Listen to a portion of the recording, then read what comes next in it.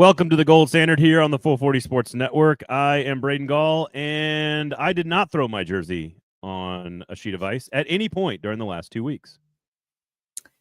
I am Emma Lingan, and likewise. We got some stuff to talk about on the show today. I will ask you about the jerseys from Toronto. We'll talk about the Final Four, which is set, of course, although unsure how long your Canes are going to last. So we'll talk about the Final Four. There is, look, this time of year, especially with this franchise, after what it's been through, any tiny kernel of thought or opinion or reporting or otherwise is going to generate some conversation. And Elliot Friedman had some things to say about Jonathan Marchessault potentially being a good fit, not reporting anything on his 32 Thoughts podcast, being a good fit in Toronto, which, of course, is dealing with the fallout of what just happened in the second round of the Eastern Conference playoffs. And so we'll get into honestly, my question is more about what does I know a lot of folks on the Lower Rod hockey chat room, and there's a lot of folks asking for a long time what the deep rebuild or blow it all up or tear it all down, whatever phrase you want to use. I do want to know, like, what could they gain should they go down that path this particular offseason? The draft is set and the combine's coming up, so I got one question for you about that, or at least an observation. So some stuff to do today. Let's say hello to our wonderful, amazing folks over at Sinkers Beverages. There we go. Sinkers Beverages, 4-time liquor store of the year. Here's the deal. Allocations are, look, they're rare. They're hard to find. And Sinkers Beverages has them, and they will give them to the in-crowd first. So you need to sign up for the in-crowd. And, of course, if you have any special events coming up at this point in time of the year, this spring, you got all kinds of – you got graduations, you got weddings, you got all kinds of events coming up, summer parties. If you need a good alcoholic beverage or a good party beverage for whatever it is that you've got going on, if it's a bottle of wine, if it's a mixed drink, Sinkers has you covered. Just go in there and be like, hey, here's what I'm doing. Here's what I need. Like I'm having a birthday party. I'm having all my girls come over. We're going to have a brunch party. I need something. What do I need? Sinkers Beverages will have you covered. I just pulled that example out of thin air, Emma. Yeah, I think I said one time I was having brunch, and now it's like I have this reputation with you that I like brunch every weekend, which I would love to if I had the time. But it's not a reputation. It's that I wish I was going to brunch every weekend. And it's a, same. Yeah, exactly. So make sure you check out Sinkers Beverages. Shotgun Willie's Barbecue open today, Wednesday through Sunday, 11 a.m. to 3 p.m. The best brisket in the city. Go get yourself some Shotgun Willie's Barbecue and tell them that the Gold Standard sent you. That would be great. Hello to Kevin and to Keaton and to Josh as well. Keaton already says, considering Trotz said a lot about buy-in, I wouldn't be overly surprised if he trades Jonathan Marchessault. So okay, we spent a lot of time talking about culture last week on the show. So I don't really want to ask you, and I'm sure you don't want to talk about, the comments and what it meant and the background and all this other stuff, the relationship and the system. We've already spent a lot of time on all of that, Emma. I don't think we need to rehash it. And make sure you go check out Emma with Gover on It's All Your Fault. You guys touched on this a little bit as well. But, excuse me, I don't think that this gets floated by a person like Elliot Friedman if there's not some really good logic to it, though. I'm not saying it means anything about the player and the relationship and the locker room and the culture. I think all that's way overblown, and I think we covered that last week. But it does. You don't just sort of, a person like Elliot Friedman doesn't just say that stuff without having like at least some level of like, I think this makes sense. Oh, I think so and so would like this. Jonathan Marchessault is Canadian. Toronto is desperate for, as you pointed out with Gover, a little bit of that asshole factor, and just some grit and some energy and some toughness. They've got a lot of decisions coming up. Toronto does, based on what they've not been able to accomplish in the playoffs. And so I just, first and foremost, like, if it's announced that Barry Trotz has traded Jonathan Marchessault to Toronto and they get XYZ in return, first of all, is it the right move? And what is your response to that? I think, well, it depends on what the return is, but I don't know that. I think with and I said this with Gover, yes, Toronto needs a little bit of the asshole factor, but so does Nashville. Like, honestly, people don't want to hear it, I think, because it's like, oh, well, he spoke out of turn at the end of season press conference. First of all, no, he didn't. He really didn't say anything that bad. It just feels bad because the Predators locker room normally doesn't have people who say the things in it. So it was a very normal human thought. I thought that he expressed, and just because he expressed, a difference in opinion with Andrew Brunette on whatever the things were, it doesn't mean he's not bought in. I know that people like to make that connection right away because it's more fun and it's more juicy, but Oh, it doesn't. you don't know that Andrew Burnett and Jonathan Marchessault had 4 fights, like physical fist fights? They've had 4 of them actually. In the parking lot behind Bridgestone Arena. Yeah. No, it's like you can have a difference in opinion with someone, and it doesn't necessarily mean that you're not bought in or you're having some kind of like all out beef with them. So the whole like, oh, well, Barry Trotz said buy in and Marchessault is not bought in. We don't know that. We don't know that he's not. I think that it's just like, it could very well be, hey, I didn't like how this went this year.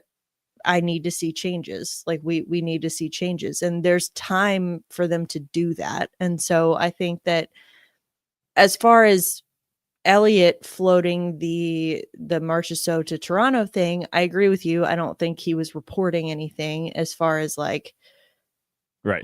I've heard this. It's literally like, hey, Toronto needs this kind of player. Nashville has this kind of player. He doesn't have trade protection. He's, got a winning pedigree. Could he, Doesn't he have some trade protect? Can he pick like 15 teams or whatever? Doesn't he have 15 teams? Yeah, I don't know. Okay. But I don't know like what the teams are. Right.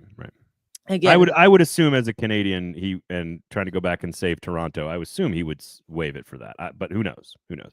I don't know, man. A lot of players have no desire to play in Toronto. That's true. So I think if you going kind of back it up, because like you're already to like back to the thing with the and I understand why we need to kind of clear our throats on this, because I think if you were to rank the reasons to do it hypothetically, I mean, this is a guy who's got a few years left in his career, probably doesn't want to play on a team that's not going to win anything. That's number one. Number two is that rebuilding and reacquiring more assets for the future still might be the best strategy for this organization, which is Ryan O'Reilly's also been talked about like this. Like, it's not like it's Sissons, McCarron, like all these guys are available for the right price because the Preds are in this weird place where they could go full on rebuild and continue to add assets for the future, or keep some veteran guys that might score some goals this year. And like they could do either one. I would put like third on the list, just not a fit. And I don't know what that means. I don't know if it's super serious or not serious. I don't think it really is that big of a deal, but clearly he felt compelled to say something. Clearly they needed to have private conversations. So clearly there's something there, but it's not enough to keep an organization and professional adults from co-working. But there's other reasons. Like, there's other reasons to do it. And so my first thought is like, well, what would I see if they did that? I would see, all right, we tried this thing. I'm Barry Trotz. I'm changing course again, and we're gonna embrace the suck and be bad and get some stuff back. But if you're gonna do that with Marchessault, then you probably need to do that with other pieces as well. Now, if you're just trading Marchessault and nothing else, and you get something back that's not a future asset that is trying to win now, then you probably know it's more about the fit just wasn't there. Not because I don't think it's because of his outspokenness. I think it's just in general, sometimes things don't work. And so I think it's what comes back in the return, if in this hypothetical fictional trade world we're talking about, I think tells you the motivation for Barry Trotz. Does that make sense? Yeah, it makes sense. I also just think that the whole he's just not the right fit, again, that could mean different things, but it would be that would be especially disappointing for me, because I think when you look at the forwards in particular who were brought in the offseason, Marchessault stuck out to me as the most obvious fit for Andrew Brunette's system. And it's like that. So as far as like, oh, it's just not a fit, for me, that would be especially disappointing. But again, I think that's part of it. I also think it's part of like, what does Toronto hypothetically have for Nashville, that would make this a worthwhile trade? Negotiating rights. Look, but again, if you do that, that's then saying it was the player, coach, whatever. Again, we could all say that Burnett's the wrong side of this too, right? Like, it's not that Marchessault's the wrong side even. We don't even know that. They're just going to be siding with the coach if they were to trade Marchessault. If they were to get back negotiating rights to a big-time free agent and sign him, then it's about changing the fit. If you go get a bunch of draft picks and prospects, then it's about buying into this rebuild even deeper. That's kind of where I'm at on it, I guess. If you want to give me, I mean, this would never happen in a million years because this is such a lopsided trade. But like, if Toronto comes and says, "Hey, we'll give you Matthew Nye's negotiating rights for Jonathan Marchessault," I'd be like, "Come on, let's go." Right. But that's not going to happen. So I don't really know what what a good realistic return would be. That's a great segue. Sinkers, Beverages, Shotgun, Willie's Barbecue. That's a great segue into sort of what I want to just for a second here talk through. If you are going the deep rebuild route, like what you already have cap space and you already have a bunch of draft picks. You already have a lot of prospects. You may not have the prospect that you want, but that's the point of the draft coming up. And I'm just curious, like, I know a lot of fans want this. And so if they do that, to me, that would include, next year it's Michael Bunting, for example, who's a really good trade chip. I don't want to see Colton Sissons go, but if he's a good trade chip, fine. Michael McCarron's a trade chip. You got it. Everybody has to be on the block if that's the point. If the point is to buy into this and really suck for number one next year, which I think some fans would be okay with. If you are doing that, and you have to do it unintentionally, right? You have to sort of trade all your good players away, let the young guys play, and if you finish last, like Chicago, you finish last, and you get Connor Bedard. That's how that works.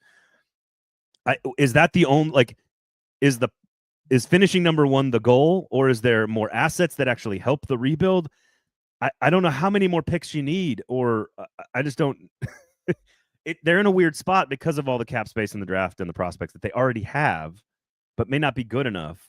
So I don't know if there's a prospect out there that I don't know enough of other teams' farm systems to say, like, Steven Stamkos for that guy makes the team better in 3 years. I don't know. Well, tanking for number one should never be the goal because, again, as the draft lottery just taught us, you are not guaranteed to get the number one pick, even if you're the worst team in the NHL. Or the third worst team does not mean that you're going to get the third pick. Nashville. We could have a conversation about that. I'm just saying, like, tanking, it's not the NFL. It doesn't work that way. And So I think that should never be the goal. I agree with you. I think they have enough picks. I think they have prospects, but there's no one really who I'm looking at that I'm like, aha, this is a franchise changing player. There are players who are going to make this team better, like Tanner Mullenike, for example. I think will make this team better, but is he going to be like a face of the franchise type player? Maybe. I don't know, but I just don't know that there's so much you can keep doing with picks at this point. I think you need prospects and you need young roster players, but those are, I mean, that's easier said than done. Yeah. I think the key is consolidating I'm going to call them like B- assets to try to get A assets, right? Like, you've got a bunch of picks and you got a bunch of prospects. And if you could package like 3 B+ prospects for an A+ prospect, that's what you need to do. You need quantity, you need quality over quantity because you've got the quantity. And if you trade away Ryan O'Reilly, could Ryan O'Reilly give you a 21-year-old who's going to be a starting center that needs to learn for a year? Maybe. I don't know. I think you would need to show me the consolidation of quality is what I'm looking for here. Like, otherwise it doesn't make any sense. You can go get like, an extra first next year, an extra second next year, and an extra third next year, and you're like, okay, that's good. That's worth something, but it's not. What does that mean for the team in the next 3 years? I don't know. And certainly you've already got a bunch of extra stuff next year already. Prospects, it's the same thing. A bunch of B+ prospects is what they already have. And so getting more B+ prospects, I don't know what that does for you. I see Kevin's point where he says we need picks until some of these prospects start hitting. And I'm going to use first, second round picks the same as like a B+ prospect, right? Like, they're all kind of the same value for the franchise. their potential. It's things that could turn into something. And I get his point. I do understand adding as many picks and prospects on a sheer like numbers game, hoping that some of them hit, a la the Dallas Stars, who are second round picks and late first round picks that end up being like all these very important contributing members. I get why that's not a bad strategy. But it feels like they need a little bit more quantity. I mean, excuse me, I'm messing that up every time. A little bit more quality than quantity. Otherwise, I'm not sure what you gain. Like, cap space is not the thing that matters here. Like, you can't take it with you. You might as well spend it on something that sells tickets or makes people happy. I don't know. I think they're in a tricky spot with this because of, like, you've got pieces to trade. I don't know how much value you get back for any of these things and how much that helps your franchise long term. I don't know. It's tough. Well, the cap space argument is an interesting one too, because a lot of people were saying that about Nashville. Like, great, you have all this cap space. What are you going to do with it? Barry Trotz actually took a bold step last year and went out and did something with it to your point, to sell tickets, to make fans happy. And it flopped so badly in this first season. Not saying that it's necessarily a long-term flop, but it did not go well this year. So there's reason to believe he could be a little gun shy about doing that again. And I'm not arguing whether that's right or wrong for him to feel that way, but I think that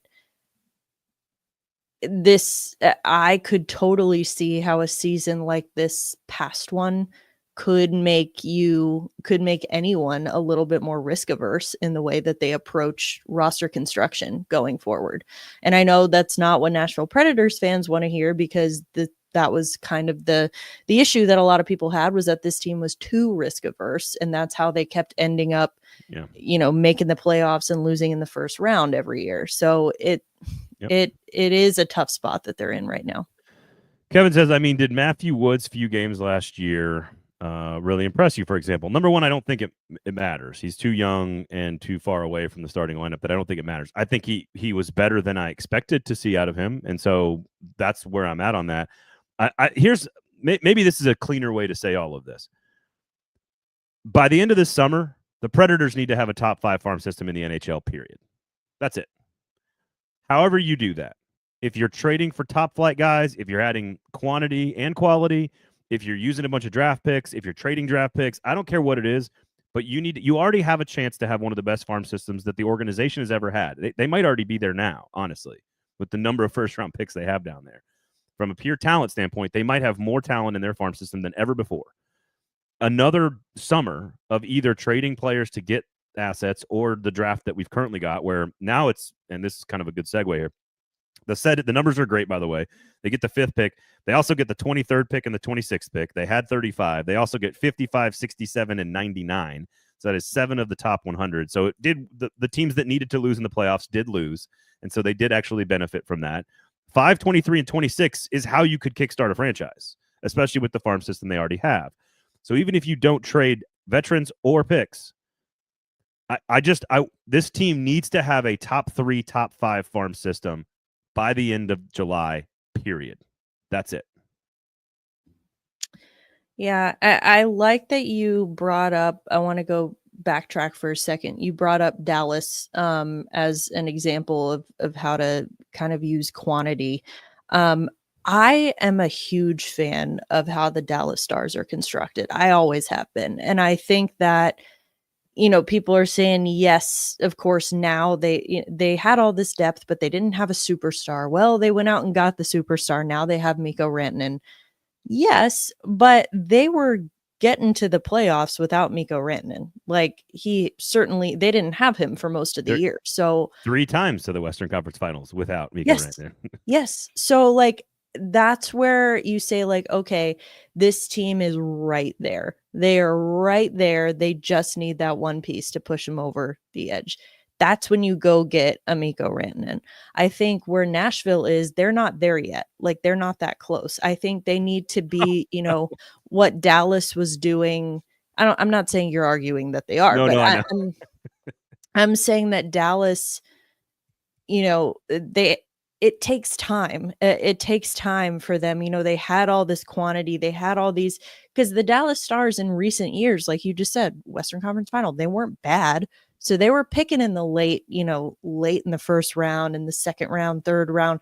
And so they had the quantity, but they didn't necessarily have anyone who was sticking out as, ooh, this is the guy. But they were still really competitive. But it takes a few years of getting that kind of quantity in your farm system. You need them all to hit, around the same time. But then you also need to be good at surrounding them with the right kind of veteran talent, whether it's in trades or free agency. And then once you are knocking on the door, that's when you go out and take your big swing. I think Nashville and Barry Trotz took their big swing too early, and they went out and got Stamkos, Marchessault, Shea. They did it too early. I see what you're saying. I don't think any of those guys, like Rantanen's premier player in prime, and none of those guys they signed last year were in their primes. So I think it's a little different. But I think what you're saying is correct. It's not exactly the same, but I'm saying like one Stamkos does not equal one Rantanen, but an aging Stamkos, Marchessault, and Shea could equal, like, in theory, in this argument, one Rantanen. I think that, a lot of this whole, we need to tank and get, the number one pick or whatever. A lot of that argument is sort of rooted in the idea that the Predators are just one or two pieces away, and they are not. They're separate. No, I don't see, and I would argue it's not. I would argue that you tank because the root of my argument for tanking is that you're nowhere close to that, and that you need 2 back-to-back seasons of top 5 picks like this year and next year to sort of kickstart what you already do have, which is a lot of first-round picks, a lot of prospects, a lot of draft capital, some decent young players that you think could be pieces, whether it's Evangelista, Saros, Svechkov, etc. Zach LaRue is going to be on the team. I think he's a piece of the puzzle you need to have on the team for a while. If you're going to kind of you got to fill in the starting lineup somehow. And so I think like the root for me is the number one pick is like the byproduct of letting young kids play and trading away things for as many assets as possible. The byproduct of that is a bad team that then gets you a good draft pick. You're not doing that that's not the goal, but that's a positive side effect. For letting young kids play, trading away old players. We can kind of get to the Stanley Cup playoffs here, because this is what struck me through all of the end of the second round, and Dallas and how they're constructed is a big part of this. Every single one of these teams. So Dallas, as they're constructed, not only did they have to hit for years on quality players in basically the first and second round. Yeah, they got a couple of guys later. I think Jamie Benn was actually a really late pick, right? But basically, they're all in the same kind of realm, right? Harley and Hintz and Heiskanen was a top 5 pick, but Ottinger, Wyatt Johnson, Robertson, they're all kind of in that top 40, right? Not only did you have to hit on everything in the draft, you also then had to acquire a couple of pieces via trade and via the trash can, which is Matt Duchene and Mikhail Granlund. They just both happen to be ex-Predators. But they had to get kind of lucky that Duchene was available and go acquire Mikhail Granlund, who has had a really nice season. And then also go swing big for Mikko Rantanen to even they haven't even gotten to well, I guess that's not true. They went to the finals once, right? They went to the finals in 2019, I think, 20 maybe. So my point is, you can do all of this stuff right and have 0 cups. You can do all of this stuff almost perfectly, the way we talk about Dallas, and have still 1 trip to the Stanley Cup final and no ring to show for it. You could draft Connor McDavid, the greatest player of our generation, and have no ring after 10 years. You could be Toronto and have an extraordinarily talented lineup with 60 goal scorers and $8 and $9 and $10 million players everywhere, and still never leave the second round. You can have the best goaltender on the planet and have one of the best regular season runs for 7 or 8 years, Winnipeg, and not get out of the second round. The point I'm making is that you can do all of this stuff so well and still not win a championship. So I think the focus on you got to have Connor McDavid to win a championship. I think you just got to kind of, it's so hard to break through and win the championship that I think you just have to look at these other teams as examples of all the good that they do, and they're still throwing $200, $300 jerseys on the ice after being pissed off that they lost Toronto. it's the margins are so incredibly thin, and it's such a hard tournament to win. So much is out of your control. I think you just need to stockpile as many assets as possible. and you're in the middle of this. It's bad. I don't know. I mean, it is a numbers game to an extent. And I think that, I mean, look at another example you can throw in there just from this past season alone, I think is Colorado. I mean, look how aggressive they were at immediately early in the season, acknowledging the holes on their roster and where they needed to improve. Goaltending, depth forwards, defense. They went out, they were one of the most aggressive teams at the trade deadline and even before. And I mean, you really can't look at any of the trades they made or the guys they acquired and be like, well, they really shouldn't have done that, or that's the move that cost them. I mean, sometimes you really do everything right and it just doesn't work. And the whole, oh, you need Connor McDavid to win a championship. You know who doesn't have a Stanley Cup? Connor McDavid. So there's no one right way to do it. I do think you can say that the Mikko Rantanen trade cost them because he's scored a hat trick in Game 7. But that's a very rare occasion. I was talking deadline trades, like that's getting guys like Ryan Lindgren or Brock Nelson and guys like that. Like, again, it doesn't have to happen all this offseason, right? It doesn't have to happen now. Maybe you trade Jonathan Marchessault now, and maybe next year you trade Ryan O'Reilly and Michael Bunting at the deadline and Michael McCarron at the deadline, all at the end of one-year deal, at the end of contracts. And then maybe next summer, Steven Stamkos is 36, and he's like, I want one more 2-year stretch on a championship caliber team. And you trade him to, I don't know, when the Rangers are competing for the cup, you trade him to the Rangers or something. Like, I don't know, but you don't have to do it all right now this summer. You could stockpile assets for next summer as well. And again, I think if you are a fan and you want it to be the rebuild, you have to be okay with a few things. Number one, really bad hockey, right? Number one. Number two, you have to be okay with there just being wasted cap space. Like, you have to be okay with, like, oh, we've got $14 million this year and we didn't spend it on anything because we don't want to box ourselves in 2 years from now. You got to be okay with that. And you just have to be okay with stuff and not complain about it if you are on team tank. Or tanks is not what I'm saying. Like, rebuild or deep rebuild or, you know, whatever it is we're talking about here. And I do think Keaton kind of uses the right phrase. It's like the next era of Predators hockey is coming, and it's in the form of all these young players. How can you put them in the best situation to be successful? And by adding more draft picks, adding more prospects, all of that is how you do this. Do you need some veterans to kind of show people the way? Sure. But you got Josi, Forsberg, and Saros under contract. That's the old guard that's still going to be here. Would I prefer Sissons be in that group? Yes. But, you know, he might want to go win a cup too. So I just don't know what sometimes I feel like it's hard to describe the exact strategy around rebuilding and giving up all these assets. Like, what is it actually like? You get cap space and you get draft picks and you get prospects, all of which they have. And so it's like, well, how do we take that and then turn it into something good down the road? I'm struggling with that. Anyway, there you go. Snickers, Beverages, and Shotgun Willie's Barbecue. Let me ask you, you've been to the Combine. I'm curious about this. And this is not like new information. It's not rocket science. I talked about it with Adam.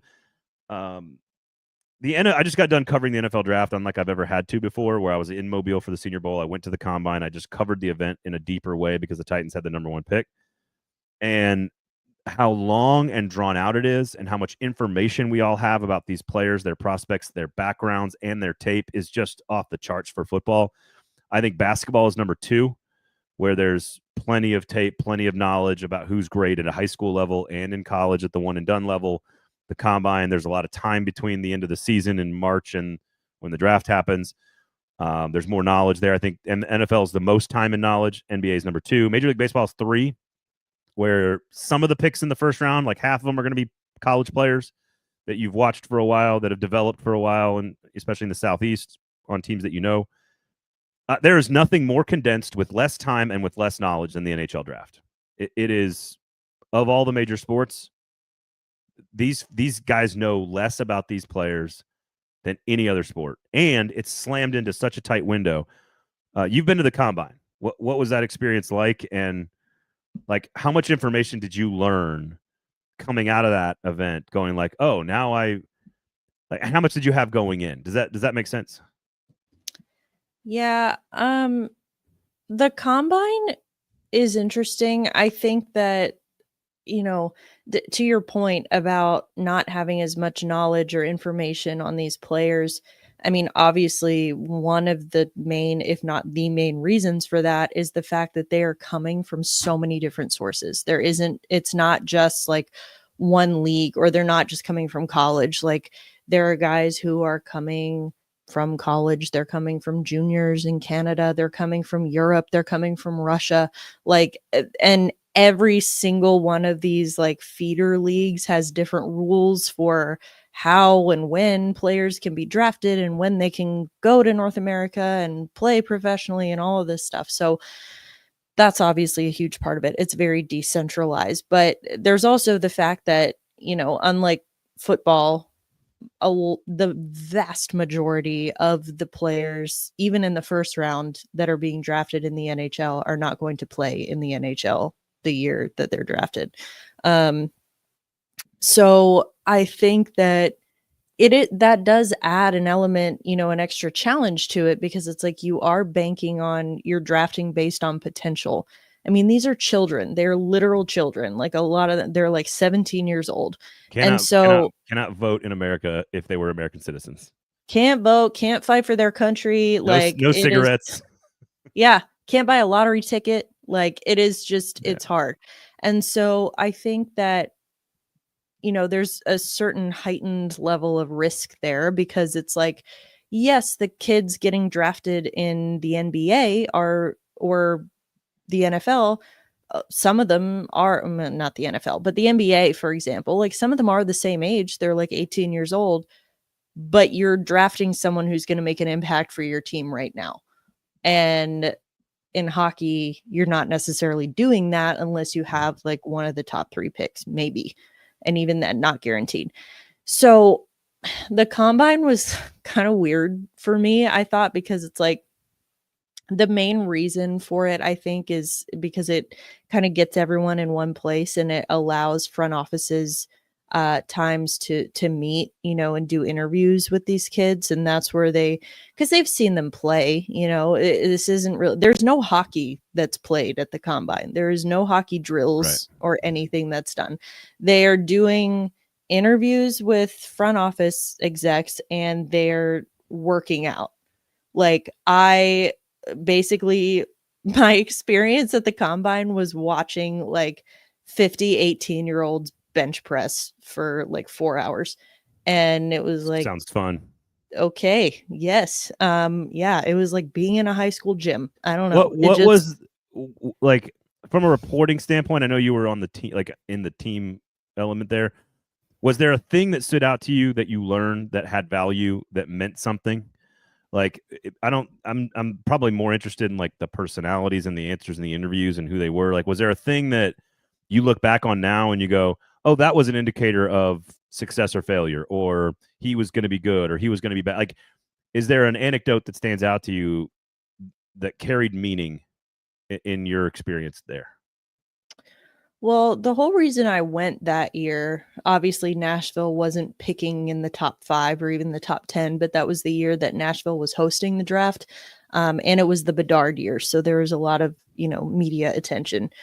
And it was Barry Trotz's first draft. So for him, it was, a big experience, a big deal. It was funny because I was going up there thinking, okay, well, they probably got a pretty specific idea of which kids they want to talk to, because certain guys like Bedard's not going to be available. Adam Fantilli's not going to be available. Like, guys like that are not going to be available by the time they pick at number 15, I think it was. So, but talking to Barry and Jeff Kelty as well, it was like, a lot of these, not necessarily the physical stuff, but the interviews that they did with these kids is kind of like, I mean, part of it was the fact that it was Barry's first draft, and so he was very excited and he wanted to talk to everyone. But it's like, at first I'm kind of like, Barry, why are you talking to Adam Fantilli right now? He's going in the top 3. and he did go in the top 3. But after talking to Adam Fantilli, Barry Trotz liked this kid so much that he, we heard those rumors that year that Barry was trying to trade up and trying to trade into like the top 5. It was because he wanted Adam Fantilli after he interviewed him, talked to him. Pretty good player. Pretty good player. And Right. yeah, he did go, I think, number 3 to Columbus that year. So I would love to know their conversation at the combine with Tanner Mullenike, because he was drafted a little above his, I think, where he was projected to go, kind of like, and I remember that year, the back half of the first round, the defensemen were sort of like, pick your poison, pick your, kind of beauties in the eye of the beholder. There wasn't any like consensus around those guys. He was viewed as more of like a 40s player in the second round. They went a little early on him, and I'm curious because I remember talking to him at the press availability thinking, oh, like part of the reason I started getting interested in Tanner Mullenike was how impressive he was from a confidence standpoint, not in an overly like cocky way, but in a like, I have to have belief in myself. He was very well spoken, and then of course the tape speaks for itself, his ability to skate. But I'd wonder if like, oh, they had like 4 or 5 defensemen they were interested in there. They go to the combine, they meet with Tanner Mullenike. He impresses them with his personality. All of a sudden, he's the top of that list now, and he's the guy they want. I think it was 27, maybe 29. I don't remember. But like, I'm curious about that. Like, that's the kind of thing I think happens at that event. And it sounds like that's what you're backing up. Josh says, with players from juniors now being eligible for college hockey, I wonder if the sport can grow like college baseball. Same thing with Lapierre saying college hockey is going to explode with NIL. I agree with that in general. And I think it's good for both the players, the NHL teams, and the college game. All of every part of baseball has benefited from college programs becoming a better option for a kid coming out of high school, because you get a great education, you get a college degree, you get, if you're playing in the SEC in particular, or the ACC, or even the Big 12, you're playing against really high level competition with really good coaches, important settings and playoff. We're in the SEC tournament era right now. I think all of that would, like, more people watch baseball. The players are are more ready for Major League Baseball when they get drafted, and they get more out of their experience. You know how awful it is sitting on a minor league bus going from like one nasty Waffle House to another, go to Shotgun Willie's barbecue. Like, that sounds like a miserable lifestyle to me. So I could see how college, with a little extra cash in your pocket, a college degree, playing in one community, and being more prepared for the NHL. Oh, by the way, we get to watch college hockey more. I think all of that's a major benefit potentially for hockey in the future. That doesn't do anything to help the Predators get good players right now. So anyway, all right, I just wanted to ask you about that. Quickly, who you got? Edmonton, Dallas, Florida, Carolina. Who you got in the final? I need to stop picking against Edmonton because it keeps biting me in the ass, but I got to go Dallas and Florida. I think it's Dallas over Florida. Okay. But Florida looks real hard to beat. Yes. They were on life support and still couldn't be killed. so impressive, man, the Florida Panthers. They're talk about grit and like toughness and like that little extra thing that they've got. Like, Florida's got it in spades. There's no question about that. And you and I've talked about this before. Are you a hat, like, those of us in the media don't throw hats on the ice for hat tricks, but because there's been so many of them, I've watched a lot of hats fly on the ice this postseason. I don't understand people throwing hats on the ice. I definitely don't understand throwing jerseys on the ice. Like, I don't understand any of that. I also don't understand everyone's obsession with throwing the jerseys and the hats on the ice. Well, hats for a hat trick, I mean, that I understand. I personally, I don't know if I would do it. Like, if I was at a game as a fan, I enjoy seeing the hats fly, but normally if I'm wearing a hat, like, I paid for it and I want it, but I don't know. That's just me, being fiscally responsible. I'm like, this hat, the inflation on hats is out of control. I'm not throwing a $50 hat on the ice. No way. Well, jerseys too. Jerseys are like $200, $300 now. And the whole thing with that is like people getting angry, people in Toronto specifically getting angry that the Leafs keep leafing. And it's like, all right, well, I don't know why you're surprised by that at this point. I don't know what kind. I mean, I do understand the message that you think you're sending by throwing a jersey on the ice, but I just don't think it is as powerful of a message as you think it is. Like, I don't think I don't think Brad Treliving is like, oh my God, this guy threw a jersey on the ice. We need to change our ways. Like when they stop lining up for season tickets, that's when they'll change their ways. Mm-hmm. It's an economics argument, not a feelings. You can't affect change with your vibes and with your feelings. That's why social media is worthless around politics. One of my this is a mini rant, but one of my least favorite things, I hate this so much when people make this argument. And listen, a lot of Nashville Predators fans made this argument this year, and I really don't like it. When people, I mean, I understand it, but let me just say what the argument is. When people say that I am a season ticket holder, I'm invested in this team, I deserve better. Like, we, the season ticket holders, are investors in this team in a sense, and it's like we deserve better. Okay, couple things. Number one, I don't think you're being forced to buy season tickets. So, like, if you really felt that, if you really think that you deserve better for your money, then don't buy the season tickets. That's the thing, is like people get so angry because they spent money on something and now it's not performing to their expectations, and they just want to whine and cry about it. And it's like, man, you have every right to be upset, but like the whole argument of, well, this is our money down the drain. No, it's not. It's not. If you really want to send a message, and if you really want to show your displeasure with the way things are going, you stop buying the tickets. Don't buy them and then complain the whole time, because no one is going to listen to you. Wow. So I agree with where that plane landed. I'm not sure I'd pick on the fans and blame them for everything. I think they're blaming them for everything. I just said they have every right to be upset with the way that things went this year. But if you're going to keep whining and complaining, but they're not still insane. buy I think maybe my point is, this is not a Toronto type of market. It never has been. It never will be. Are there a couple fans out there who hate what's going on and are voicing it in a certain way maybe on social media? Sure. But nobody in this market acts like Toronto. Not on the streets, not in the stadium, not on the message boards. It's not what it is. And ultimately, that was the point of my column I wrote during the season. It's like, what do you want to be? And I think most of us still want to be Nashville. We want to be us, which is a little bit more chill, a little bit more relaxed. And yes, when we complain, it's a little bit more passive aggressive than throwing jerseys on the ice. I agree with that.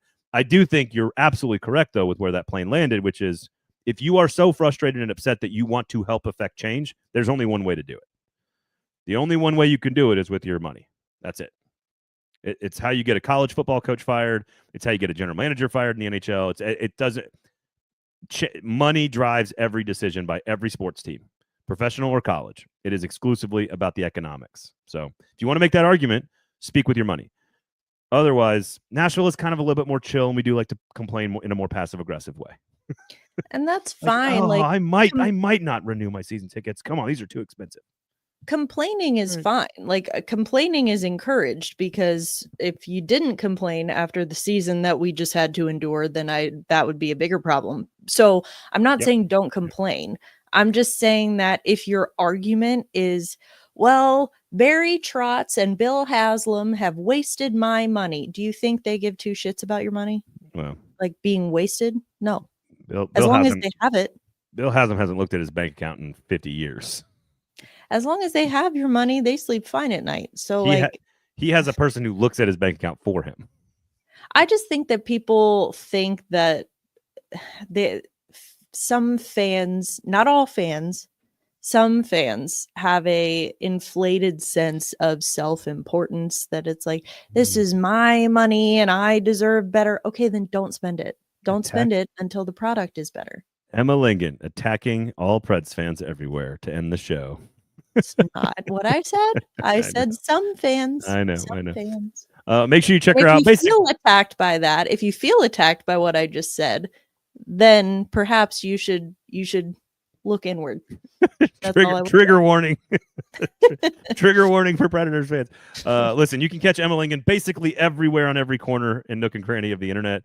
Whether it's video, audio, writing, doesn't matter. She's there. You can get her there. You can get her content there. Check out It's All Your Fault with Jeremy K. Gover, of course, on Mondays. as the two of you are still hanging out. And we hopefully we'll have some news for you next week on the show. Otherwise, please subscribe to Lower Broad Hockey. Go to Sinkers Beverages for all your beverage needs, and make sure you go get a great meal, a great lunch at Shotgun Willie's Barbecue from 11 a.m. to 3 p.m. Go support them. Go support good local business. Thank you, Emma, for hanging out. Any other negative words for the fans you have?